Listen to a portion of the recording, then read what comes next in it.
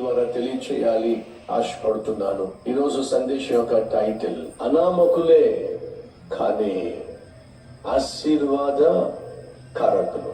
అనామకులు కానీ ఆశీర్వాద కారకులు.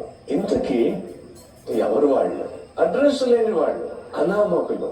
కానీ చివరికి వచ్చేసరికి ఆశీర్వాదానికే కారకులుగా మారిపోయారండి. ఎలా సాధ్యమైంది? అది ఈరోజు మీతో పంచుకోవాలని ఆశపడుతున్నాను. దేశమంతా కరువు ఉంది, కానీ యోసేపు వల్ల ఆ కరువు తీరిపోయింది. ప్రియ సహోదరి సహోదరులు, దేవుడు నిన్ను దీవించినట్లయితే నీ ద్వారా అనేక మందికి అన్నం పెట్టగలడు. దేవుడు నిన్ను దీవించినట్లయితే నీ ద్వారా 10 మందికి ఉద్యోగాన్ని ఇవ్వగలడు. దేవుడు నిన్ను దీవించినట్లయితే నీ ద్వారా 10 మందికి వైద్యం చేయించగలడు. దేవుడు నిన్ను దీవించినట్లయితే నీ ద్వారా అనేక మంది జీవితాలను ఆశీర్వాదంగా మార్చేయగలడు. అది దేవుడు కోరుతున్నాడు. నిన్ను ఆశీర్వదిస్తాను, ఆశీర్వాదములకు కారకుడిగా చేస్తాను.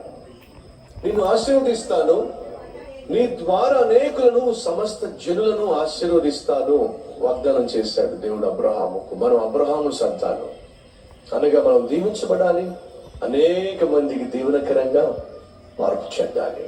దేవుడు ఆశపడుతున్నాడు. యోసేపును దేవుడు దీవించాడు. యోసేపు అనేక మందికి దేశానికి ఆశీర్వాదకరంగా మారాడు.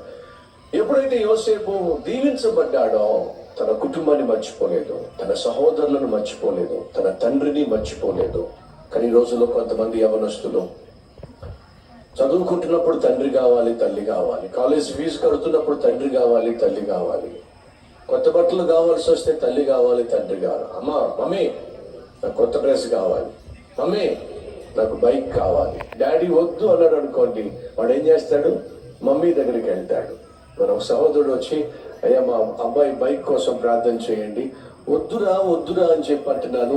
వీడు వెళ్ళి వాళ్ళ మమ్మీ చేత ఒప్పించి కొనిపించుకున్నాడు. బైక్ కావాల్సి వస్తే మమ్మీ కావాలి, డాడీ కావాలి. బట్టలు కావాల్సి వస్తే మమ్మీ కావాలి, డాడీ కావాలి. బుక్స్ కావాల్సి వస్తే మమ్మీ కావాలి, డాడీ కావాలి. భవిష్యత్తు కావాల్సి వస్తే మమ్మీ కావాలి, డాడీ కావాలి. మరి భవిష్యత్తు నువ్వు పొందుకున్న తర్వాత, ఉద్యోగం పొందుకున్న తర్వాత, నువ్వు స్థిరపరచబడిన తర్వాత మమ్మీ అవసరంలా, డాడీ అవసరంలా. నీ వెనుకున్న నీ సహోదరుని గురించి ఆలోచించాల్సిన అవసరంలా, పెళ్లి కావాల్సిన నీ చెల్లి గురించి ఆలోచించాల్సిన అవసరంలా. స్వార్థం. దయచేసి గమనించండి, దేవుడు నిన్ను దీవించే కారణం తెలుసా? దీవెనలన్నీ కూడా నువ్వు అనుభవిస్తావని కాదు, మరి నీ దీవెనలను నీ చుట్టూ ఉన్న వారికి పంచి పెడతావు అనే ఉద్దేశంతోనే దేవుడు నిన్ను దీవిస్తున్నాడు.